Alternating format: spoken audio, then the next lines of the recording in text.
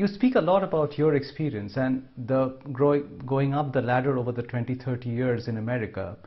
Can you, for our audiences, recount some incidences of maybe sexism or racism that you faced in the workspace? It can't have been easy for you, but are there some specific incidents which really rankle even today?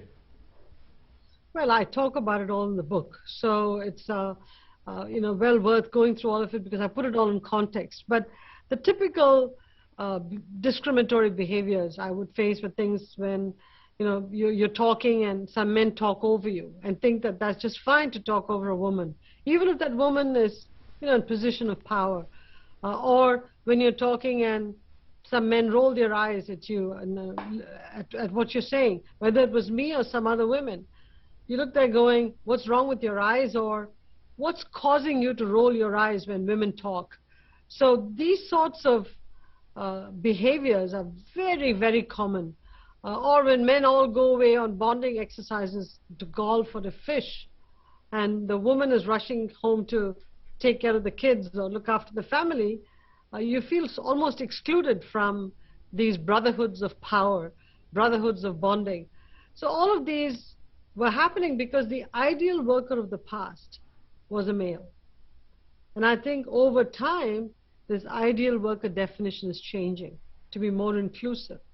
And when the definition of the ideal worker changes, so also all the social structures that were set up for the old ideal worker are now slowly beginning to change. So as an early pioneer in this whole corporate world, I had the benefits and the challenges. The benefits were that lots of mentors, a lot of supporters who pulled me up.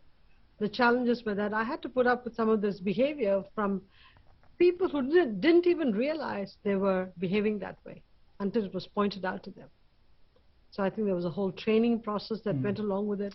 The situation today is much better, but it can be even better for young women as they come into the workplace. But do you think men will give it up so easily, having tasted so much of the top end of the power game over the last so many decades? I mean, towards the end of your career at Pepsi, could you sometimes get a sense that there was a little bit of a pushback from the man's club or the boys' club, if you will, because they feel threatened that the old status quo could be changing? Not really. No pushback from the men's club. I did sense that they were now looking at women more as competition rather than, oh God, just there's this random one woman who's come into the workforce, which is what it was early in my life. But now there's a critical mass of women entering the workforce. Many of them are ascending to middle management positions. And I'm beginning to see the competition between men and women escalate, because no longer is it one or two women, 40% of the workforce is women. So we have to make sure that there's no sharp elbows that come out and sort of try to edge some of the women out. And women themselves should figure out how to work with other women and other men. So there's a learning process that has to happen as we go along, and it's happening as we speak. And when people in power see bad behavior, I think we have to stop it right there. Very often, you see some bad behavior where, they talk over women or roll their eyes when women are talking. And then you say, I'll talk to that guy later on. Don't do that. Stop the meeting right there and say, stop behaving that way. Because if you call out that bad behavior right away and in a constructive way give feedback, it's amazing how the signaling effect is terrific. It tells everybody else that the boss is watching.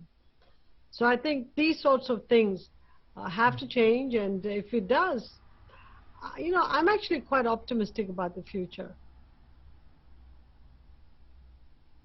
Okay. Now, since you are such a trailblazer, let me put the question a different way, because in the early stages of your career, I mean, even a person as ambitious and as accomplished as you might not have been fully confident that you will make it all the way to the top. So was there a point in your career where you felt inside you that you will make it all the way? Was it the point where you were made president of the board or took a board member of Pepsi? Can you think of, on hindsight, one point where you thought, look, I am now in a position where I can truly make it as an Asian woman to the corner office? here's the biggest problem, challenge.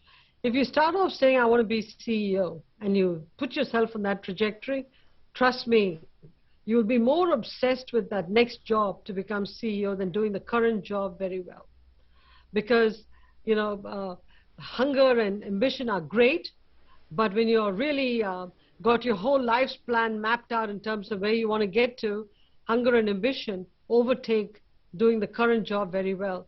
In my case, I did not have a long-term plan to be CEO. Remember, I had no role model who'd gotten there before me, another woman, immigrant woman, person of color. So it was not at all in my frame of reference. I was just focused on doing the current job very, very well. And even when I got a promotion, when I was promoted to be CFO, my first reaction is, do I really need this promotion at this point? There's so much to do in my old job.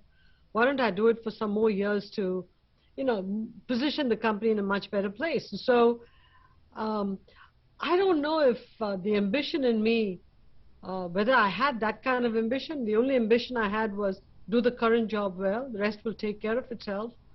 So I wasn't blinded by the ambition and worried about the next job and the next job and the next job. And that would be my advice to all of the young people coming up. Focus on the job you're doing. The next job will take care of itself. Mm.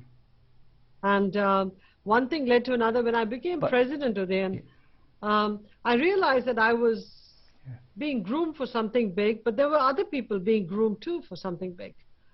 There were many of my peers who could have all been CEOs of PepsiCo. In fact, they represented the ideal CEO of PepsiCo because the last 4 CEOs before me were all a certain ilk. And the other people being groomed were all of the same ilk. So I didn't think about the CEO job. I thought about being the best president of PepsiCo, the best president and CFO of PepsiCo that I could be. And I threw myself into the job I had to get done. And I was surprised when I was told that I was the choice. So, you know, for better or for worse, they picked me. And in retrospect, as you write the book, you say, yeah, you know, based on all the experiences and my contributions, I can understand why they picked me. But at that point, you didn't really think about being CEO.